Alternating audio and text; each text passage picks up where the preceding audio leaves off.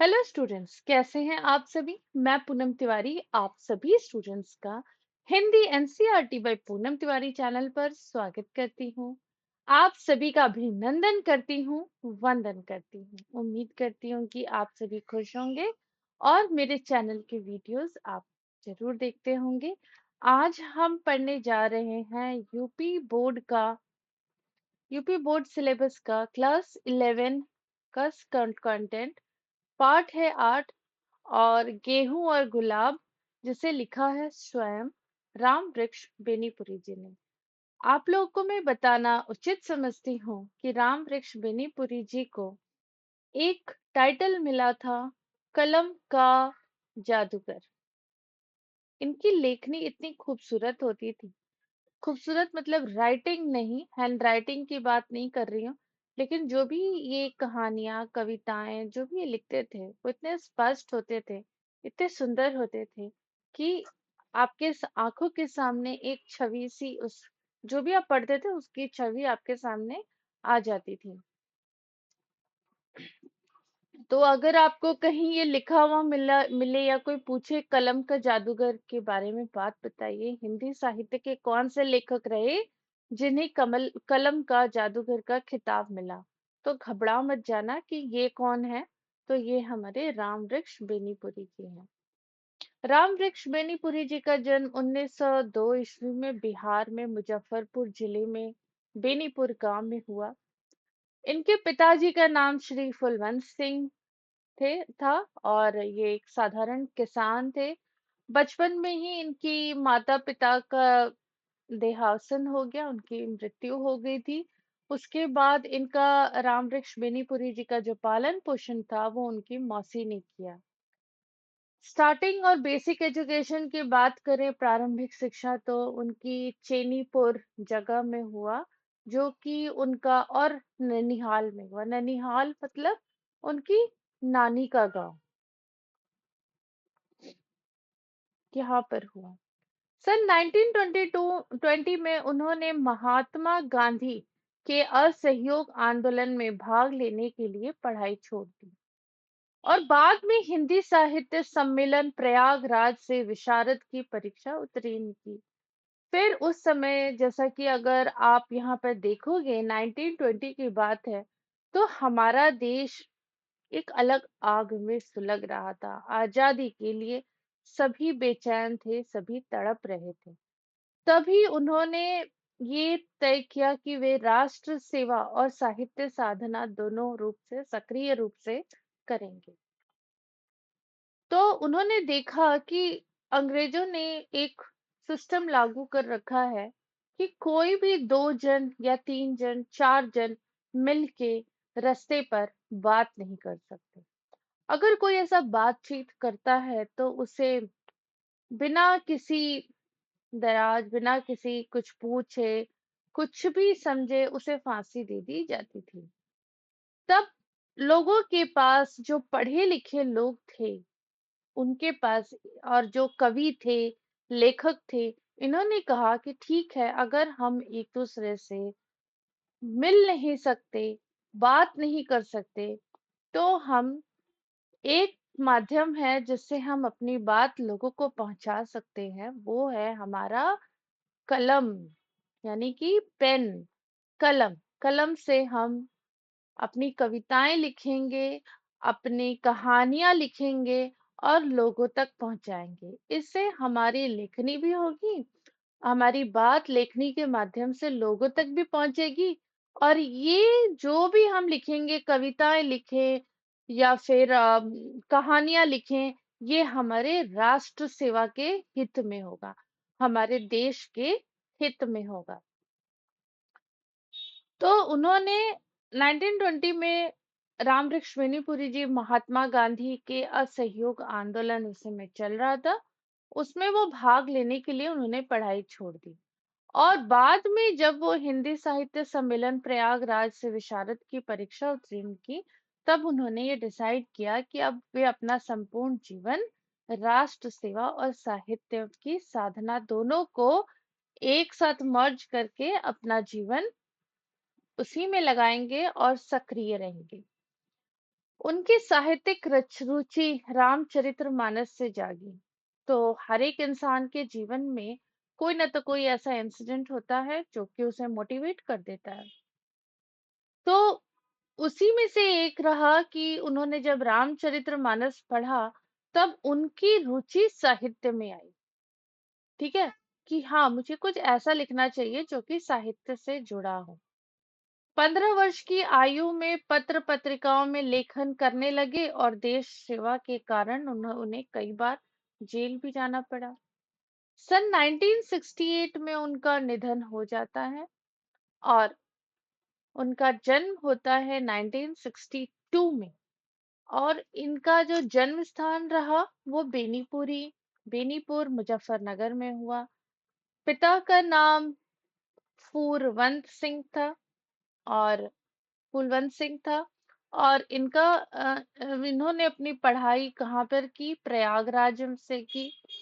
संपादन का काम इन्होंने नई धारा, तरुण भारती, इसमें इन्होंने अपना संपादन किया। भाषा इनकी हमेशा से व्यवहारिक रही, लाक्षणिक रही, व्यंग्यात्मक रही।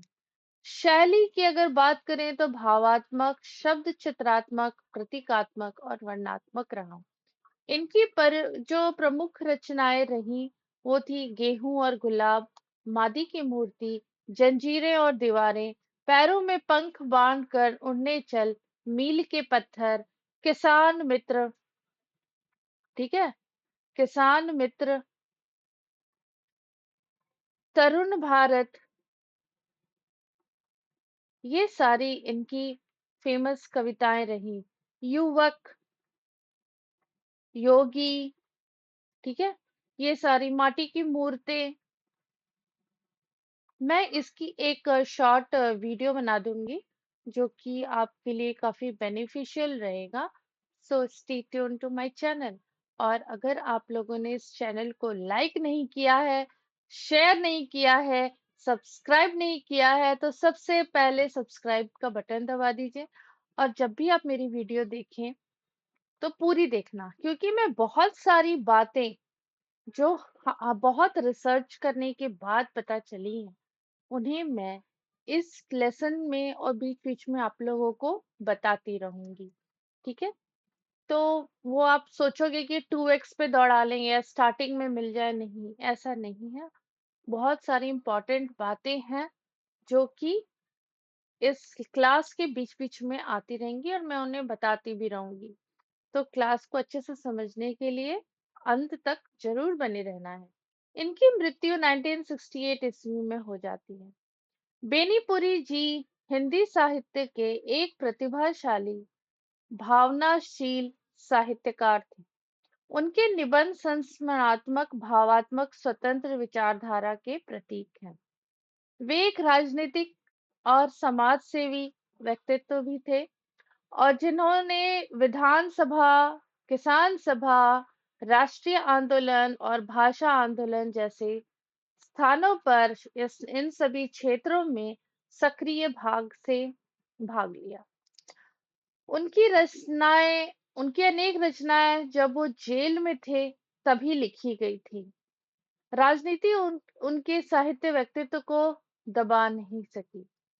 गद्य सरल, जो ये गद्य लिखते थे वो सरल होते थे, व्यवहारिक होते थे और बातचीत के करीब होते थे, मतलब सरल भाषा में होते थे। अगर इतने सरल होते थे कि अगर ऐसा होता था कि हम बातचीत कर रहे हैं तो कोई भी उसे समझ सकता था, जो पाठकों के मन को सहज रूप से छू लेता था। उन्होंने निबंध, रेखाचित्र, उपन्यास, नाटक, कहानी, संस्मरण जैसी विधाओं में लेखन किया। उनकी प्रमुख कृतियां रही मशाल, गेहूं और गुलाब, वंदे वाणी, विनायक, माटी की मूर्तें, लाल तारा, और इसमें था तरुण भारत। फिर से आपका रहा एक जंजीरें और दीवारें, जो अगर देखा जाए ना तो बहुत सारी एग्जामों में ये वाला पूछा जाता है, जंजीरें और दीवारें किसने लिखी थी, किसकी लेखनी है। तो ये सारे आपको ये थे। फिर उन्होंने एक यात्रा वृत्तांत लिखा था। ठीक है। एक उन्होंने यात्रा वृत्तांत लिखा था जिसका नाम था पैरों में पंख बांध कर।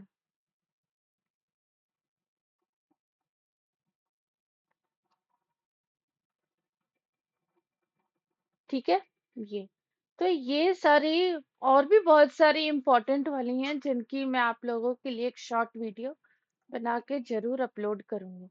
संस्मरण की अगर बात की जाए तो मील के पत्थर, जंजीरें और दीवारें, जैसे मैंने आप लोग को अभी अभी बताया, ये पूछा जाता है एग्जाम में। अगर आप कोई कॉम्पिटेटिव एग्जाम में हो ना, तो ये पूछा जाता है। ये नाटक के बारे में भी पूछा जाता है। अम्बपाली, सीता की माँ राम राज्य, तो ये वाला इम्पोर्टेंट है। अम्बपाली उपन्यास, पतितों के देश में, ये भी एग्जाम में पूछा जाता है। चिता के फूल कहानी संग्रह, ये भी पूछा जाता है। जीवनी अगर इनकी देखी जाए तो जयप्रकाश नारायण, महाप्रताप, महाराणा प्रताप सिंह और कार्ल मार्क्स, इनकी जीवनी इन्होंने लिखी है। यात्रा वृतांत, उड़ते चले पैरों में पंख बांधकर, ये वाला इम्पोर्टेंट है। ये एग्जाम में पूछा जाता है। आलोचना, बिहारी सतसई की सुबोध टीका और विद्यापति पदावली की भी इन्होंने आलोचना की है। आलोचना क्या होता है? क्रिटिसिज्म करना। किसी भी चीज का अगर कुछ लिखा हुआ है तो कुछ लोग होते हैं जो उनके फेवर में बातें करते हैं, कुछ लोग होते हैं उस पे क्रिटिसाइज करते हैं। और दोनों सही है, कोई गलत नहीं है। हर बात का अगर पॉजिटिव पॉइंट है तो हर बात का नेगेटिव पॉइंट भी होता है। बेनी बुरी जी ने कई पत्र पत्रिकाओं, तरुण भारती, युवक, नई धारा, जनता, बालक, किसान मित्र आदि का कुशल संपादन किया। उनका संपूर्ण साहित्य बेनीपुरी ग्रंथावली के नाम से 10 खंडों में प्रकाशित है। तो इन्होंने जितने भी इनके लेखनी के काम थे ना, वो कितने खंडों में विभाजित हैं? 10 खंडों में। और ये इम्पोर्टेंट है। ठीक है, ये इम्पोर्टेंट है। उनकी प्रसिद्ध रचना माटी की मूर्तें में बिहार के जनजीवन का सुंदर चित्रण किया गया है। उनकी भाषा कैसी रही? ओजपूर्ण, प्रभावमयी और सरल है, जिसमें संस्कृत, उर्दू, अंग्रेजी के शब्द सहज रूप से मिल जाते हैं। जिन्होंने चित्रोपम, डायरी और नाटकीय जैसे विविध शैलियों का प्रयोग किया है। बेनीपुरी जी बहुमुखी प्रतिभा के लेखक थे जिन्होंने कहानी, नाटक, उपन्यास, रेखाचित्र, जीवनी, संस्मरण जैसी सभी विधाओं में लेखन किया। उनका प्रसिद्ध निबंध गेहूं बनाम गुलाब, आर्थिक प्रगति गेहूं और संस्कृति प्रगति गुलाब। अब देखो, देखो कितनी खूबसूरत बात कही गई है यहाँ पे। गेहूं क्या है? आर्थिक प्रगति है। ठीक है, जैसे हमारे देश में हरित क्रांति हुआ, श्वेत का क्रांति हुआ, है ना। श्वेत क्रांति क्या था? दूध में क्रांति आई थी। गुलाबी क्रांति हुई, जो प्याज का फसल बहुत अधिक हुआ था। तो इस तरह से जब जब आया, जो जो क्रांतियां हुई फसल किसानों के जीवन में, उसके ऊपर उन्होंने नाम भी रखा गया था, उन लोगों ने रखा। लेकिन अभी गेहूं, गेहूं क्या है? गेहूं एक खाद्य पदार्थ है ना, जो कि इंडिया में तो खाया ही जाता है, बाहर के देशों में भी इसे खाया जाता है। तो ये क्या है? अगर हम इसे बाहर के कंट्रीज में इसका एक्सपोर्ट करते हैं तो हमारी आर्थिक उन्नति होगी। तो गेहूं बनाम गुलाब, तो इन्होंने गेहूं को आर्थिक प्रगति के नजर से देखा है। और गुलाब, गुलाब हमारा राष्ट्रीय, सॉरी, गुलाब हमारा एक राष्ट्रीय फूल तो हमारा कमल है, लेकिन गुलाब जो है ये भी एक बहुत खूबसूरत फूल है। तो इसको क्या किया है? इसे सांस्कृतिक प्रगति के स्तर पर देखा गया और इन दोनों को जोड़ के बताया गया है, इसका संतुलन बताया गया है। और उन्होंने साहित्यकारों और कलाकारों को संस्कृति के संवाहन के रूप में इसे प्रस्तुत किया। ठीक है, तो ये इनके बारे में था। उम्मीद करती हूँ कि आप लोगों को राम वृक्ष बेनीपुरी जी के बारे में बहुत सारी जानकारी मिली होंगी। इन्हीं के कुछ शॉर्ट पॉइंट्स में निकाल के जो इम्पोर्टेंट वाले हैं, उनकी मैं एक शॉर्ट वीडियो बना के आप लोग के साथ जरूर शेयर करूंगी, ताकि विद इन अ सेकेंड्स आपके सारे इम्पोर्टेंट जो भी टॉपिक्स हैं वो आपके कवर हो जाएंगे। ठीक है। तो और जो गेहूं बनाम गुलाब है, इसका जो कहानी है वो मैं आप लोगों को अगले वीडियो में पढ़ाऊंगी। उसकी लिंक इसी क्लास के डिस्क्रिप्शन बॉक्स में मिल जाएगी, और इस क्लास की लिंक गेहूं बनाम गुलाम के डिस्क्रिप्शन बॉक्स में आप लोगों के लिए उपलब्ध करा दी जाएगी। तो कैसी लगी क्लास? कमेंट सेक्शन में कमेंट करके जरूर बताइएगा। और चैनल को लाइक नहीं किया, शेयर नहीं किया, कमेंट नहीं किया, कर दो ना, क्या जाता है ना? तो हंसते रहिए, मुस्कुराते रहिए, खिलखिलाते रहिए, पढ़ते रहिए, और ऐसे ही मुझसे पढ़वाते रहिए। चैनल पर बने रहने के लिए आप सभी का धन्यवाद। उम्मीद करती हूँ कि आप लोगों को बहुत सारे इम्पोर्टेंट पॉइंट्स, इम्पोर्टेंट बातें समझ में आई होंगी, और ये टॉपिक अब आप लोगों को भूलेगा नहीं। तो मिलते हैं अगले क्लास में, तब तक के लिए धन्यवाद।